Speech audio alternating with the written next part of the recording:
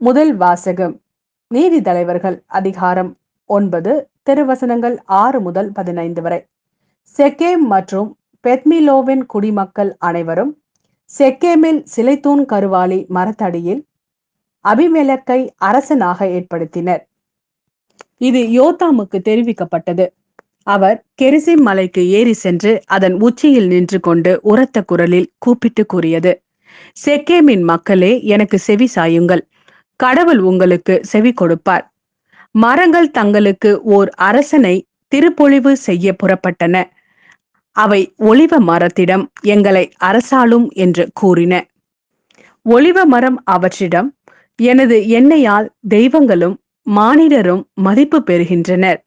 அப்படி இருக்க அதை உற்பத்தி செய்வதை நான் விட்டு கொடுத்து மரங்களுக்கு மேல் அசைந்தாட வருவேனா என்றது.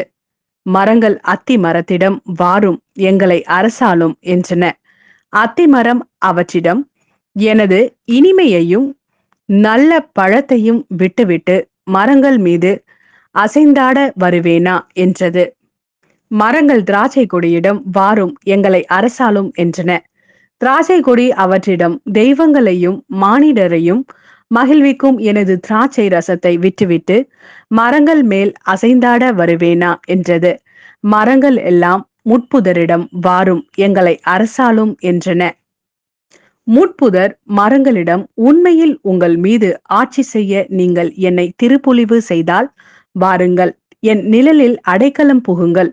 இல்லையேல் முட்புதரான என்னிடமிருந்து நெருப்பு கிளந்தெழுந்து லெபனோனின் கேதுரு மரங்களை அழித்துவிடும் என்றது. இது ஆண்டவரின் அருள்வாக்கு. இறைவா, உமக்கு நன்றி. மத்தேயு எழுதிய நற்செய்தி அதிகாரம் 20 திருவசனங்கள் 1 முதல் 16 வரை. விண்ணரசை பின்வரும் நிகழ்ச்சிக்கு ஒப்பிடலாம். நிலக்கீழார் ஒருவர் தம் வேலையாள்களை வேலைக்கு அமர்த்த விடியற்காலையில் வெளியே சென்றார்.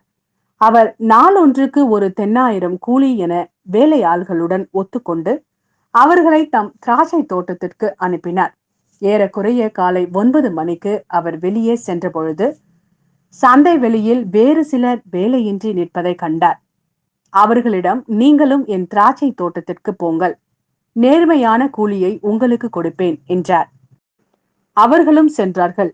மீண்டும் ஏறக்குறைய 12 மணிக்கும் பிற்பகல் 3 மணிக்கும் வெளியே சென்று அப்படியே செய்தார். ஏறக்குறைய 5 மணிக்கும் வெளியே சென்று வேறு சிலர் நிற்பதை கண்டார். அவர்களிடம், நாள் முழுவதும் வேலை செய்யாமல் ஏன் இங்கேயே நிற்கிறீர்கள் என்று கேட்டார். அவர்கள் அவரை பார்த்து, எங்களை எவரும் வேலைக்கு அமர்த்தவில்லை என்றார்கள். அவர் அவர்களிடம், நீங்களும் என் திராட்சை தோட்டத்திற்கு போங்கள் என்றார். மாலையானதும் திராட்சை தோட்ட உரிமையாளர் தம் மேற்பார்வையாளரிடம் வேலையாள்களை அழைத்து, கடைசியில் வந்தவர் தொடங்கி முதலில் வந்தவர் வரை அவர்களுக்குரிய கூலி கொடும் என்றார். எனவே 5 மணி அளவில் வந்தவர்கள் 1 தென்னாயிரம் வீதம் பெற்றுக் கொண்டனர். அப்போது முதலில் வந்தவர்கள் தங்களுக்கு மிகுதியாக கிடைக்கும் என்று எண்ணினார்கள். ஆனால் அவர்களும் 1 தென்னாயிரம் வீதம்தான் பெற்றார்கள். அவர்கள் அதை பெற்றுக் கொண்ட போது அந்நிலக்கீழாருக்கு எதிராக முணுமுணுத்து, கடைசியில் வந்த இவர்கள் 1 மணி நேரமே வேலை செய்தார்கள். பகல் முழுவதும் வேலை பழுவையும் கடும் வெயிலையும் தாங்கிய எங்களோடு இவர்களையும் இணையாக்கி விட்டீரே என்றார்கள். அவரோ அவர்களுள் ஒருவரை பார்த்து, தோழரே, நான் உமக்கு அநியாயம் செய்யவில்லை. நீர் என்னிடம் 1 தென்னாயிரம் கூலிக்கு ஒத்து கொள்ளவில்லையா? உமக்குரியதை பெற்றுக்கொண்டு போய்விடும். உமக்கு கொடுத்தபடியே கடைசியில் வந்த இவருக்கும் கொடுப்பது என் விருப்பம். எனக்குரியதை நான் என் விருப்பப்படி கொடுக்க கூடாதா? அல்லது நான் நல்லவனாய் இருப்பதால் உமக்கு பொறாமையா என்றார். இவ்வாறு கடைசியானோர் முதன்மையாவர், முதன்மையானோர் கடைசியாவர் என்று இயேசு கூறினார்.